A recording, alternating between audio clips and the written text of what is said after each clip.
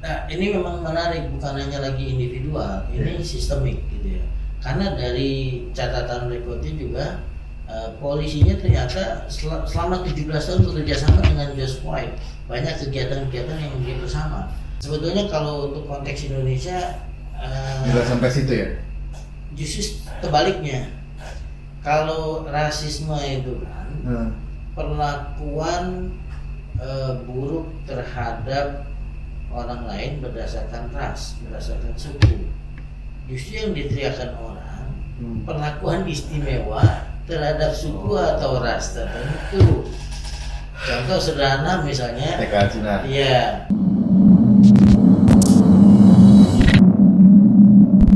Assalamualaikum warahmatullahi wabarakatuh. Jadi masih bersama dengan saya Gasan Syakik Kalbak dan Bapak Fuad di channel Down to Earth ID. Jadi sebelumnya kita udah bahas tentang teror UGM, itu kita mengungkap juga, kita bahas tentang fakta dan opini-opini kita.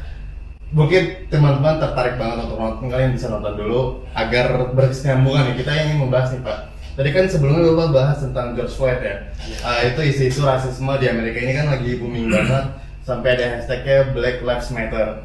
Nah ini sebenarnya kalau misalkan saya lihat ada arah yang dimana ini politisasi Pak. Jadi ketika ini kan mau impeachment si Donald Trump Pak ya di bulan November. Dan kalau misalkan kita lihat sebelumnya itu di Indonesia kejadian di Papua masa-masa pilpres ini, apakah memang isu rasisme itu selalu muncul ketika ingin berganti presiden atau di politik selanjutnya gitu Pak?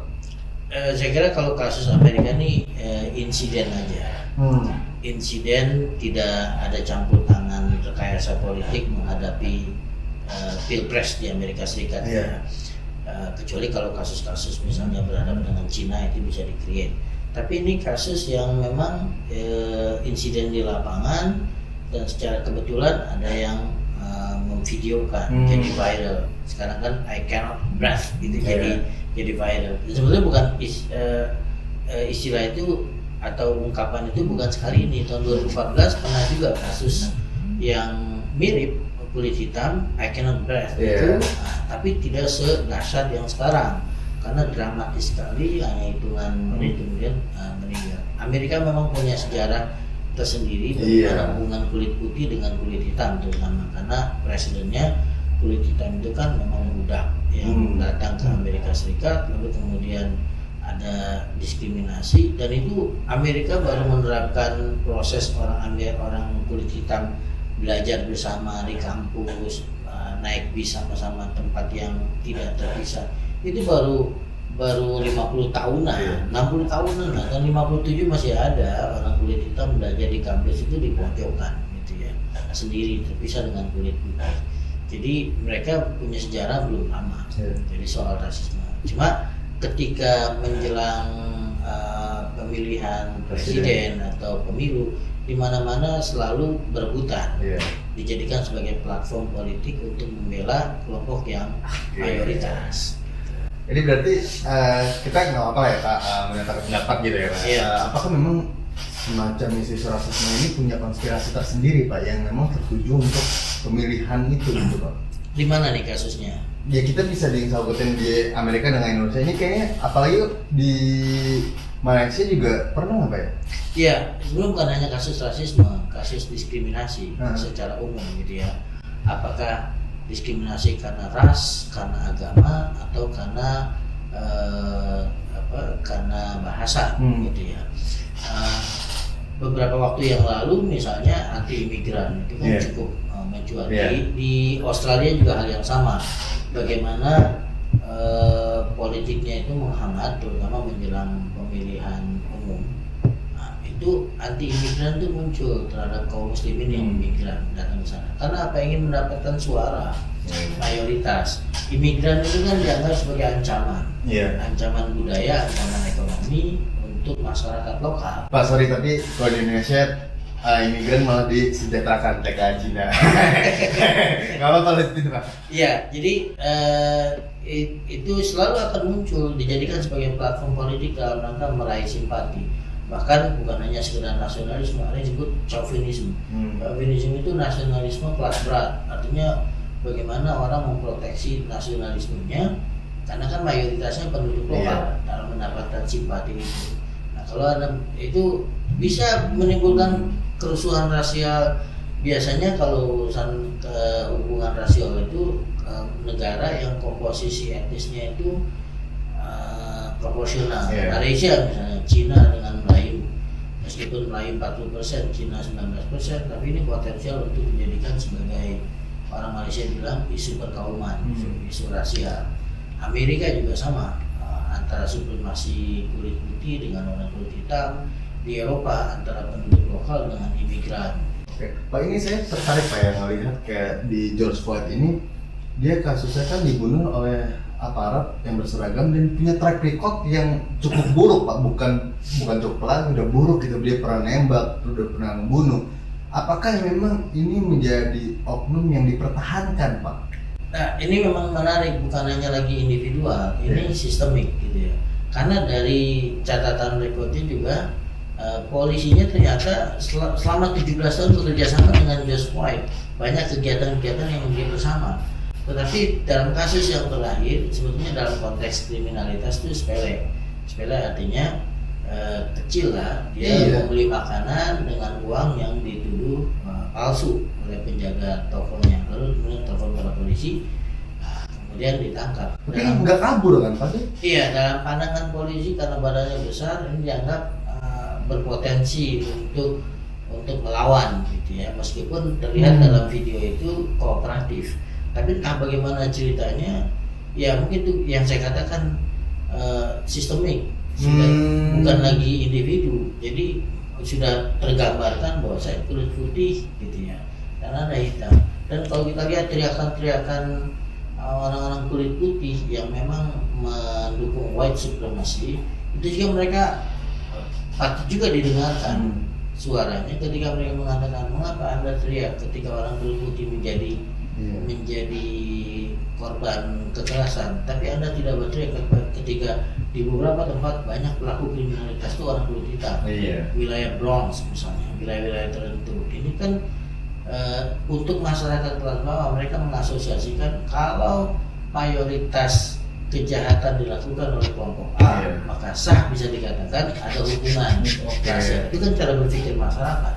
Umumnya orang kulit hitam melakukan kriminalitas, mereka berpikirnya seperti itu, dan itu merasuk juga dalam pikiran aparat, dalam pikiran sistem itu. Apalagi dalam sejarah Amerika belum lama mereka punya kebijakan non-diskriminasi. Tahun 50 itu masih terjadi segregasi antara kulit hitam dan kulit. Nah, kalau misalkan ini kan sebenarnya salah satu algojo Pak ya.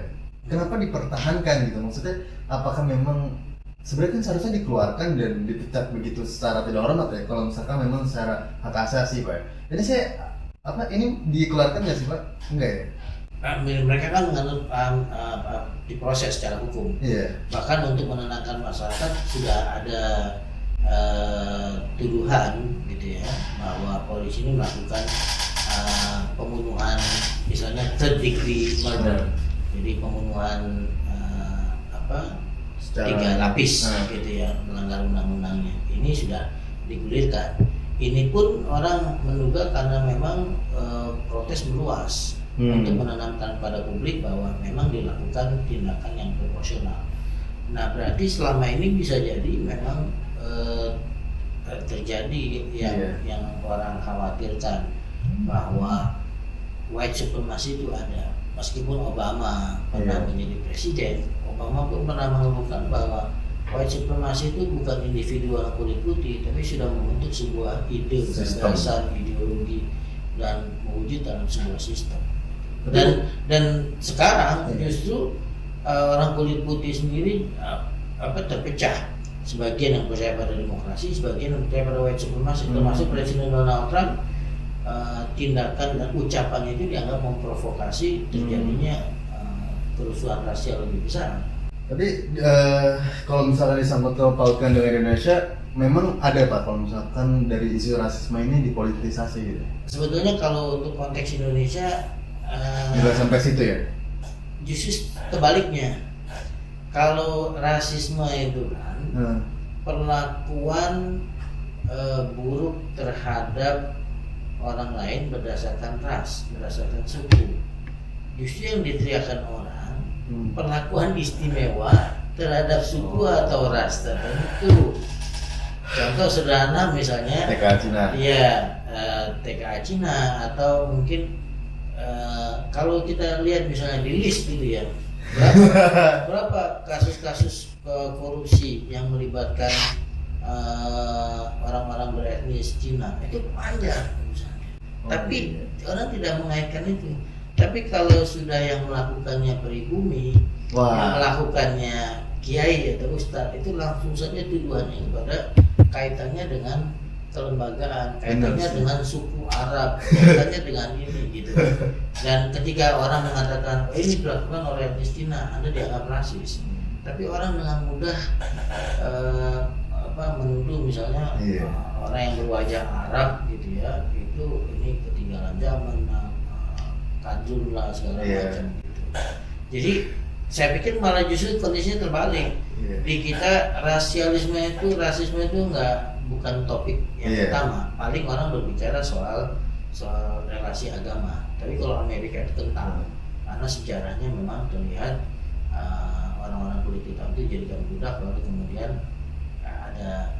ada semangat demokrasi supaya mereka sama senasib dalam perjalanan tidak mungkin. Sebenarnya apa yang ditakutin orang kulit putih sih Pak sama orang kulit hitam ini sampai benar-benar takut gitu dan sampai ngecam kayak gitu? Saya kira ini hal yang natural, alamiah di semua belahan dunia. Ketika ada dua kelompok dalam satu tempat. Masalah kekuasaan ya. Masalah dominasi. Di Malaysia tidak ada kulit putih kulit hitam.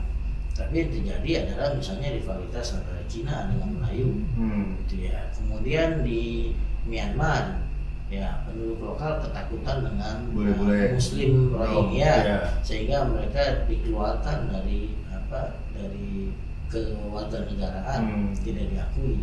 Jadi kelompok-kelompok yang dianggap sebagai ancaman terhadap dominasi tertentu pasti akan terjadi rivalitas. Di Bosnia, gitu ya, satu-satunya negara kecil di Eropa yang penganut Muslim. Nah, dianggap ini kan sebagai kutil kasarnya kan gitu. Maka terjadilah ethnic cleansing, pembunuhan besar-besaran, karena dianggap sebagai ancaman menyebarnya ideologi Islam di Eropa. Menurut Bapak ini akan terjadi selanjutnya nggak Pak? Apa akan hilang? Kayaknya nggak bakal hilang Pak ya? Ini akan terus bergulir begitu saja. Kalau ini mah dinamis. Selalu kalau dari dalam sosiologi teori konflik gitu ya, yang namanya konflik itu inherent dengan masyarakat, tidak bisa dihapuskan. Bahkan konflik itu bisa dianggap sebagai prime mover perubahan sosial. Bisa sifatnya dinamis gitu ya. Ini akan terjadi baik antar ras, antar agama maupun antar penganut ideologi. Oke Pak, closing statement nih Pak untuk anak-anak muda yang mungkin kurang tidak peduli atau mungkin seberapa pentingnya masalah tentang rasisme ini nih Pak, pesan dari Bapak. Iya, apapun agama dan kelompok kita, sebetulnya kan kita diminta untuk menghargai kemanusiaan, menghargai moralitas gitu ya, tidak merendahkan orang lain berdasarkan warna kulit, berdasarkan asalnya dari mana. Orang Barat sendiri mengumumkan Islam meritokrasi, memberikan porsi yang proporsional kepada pencapaian, bukan latar belakang kulit, ras dan yang lainnya. Tapi seringkali ini jadikan alasan karena ada kelompok tertentu Anda menjadi ancaman, lalu kemudian dilakukan tindakan apapun yang disebut dengan diskriminasi. Oke deh, thank you banget Pak ya buat di rasisme ini. Semoga mungkin masyarakat juga bisa berkomentar gimana pedulian kalian masalah rasis ini, dan mungkin bisa memberikan komentar yang cukup bijak juga, nggak apa-apa, dan sebebas-bebasnya. Dan terima kasih brother dan sister, jangan lupa untuk subscribe, like, comment, dan share video.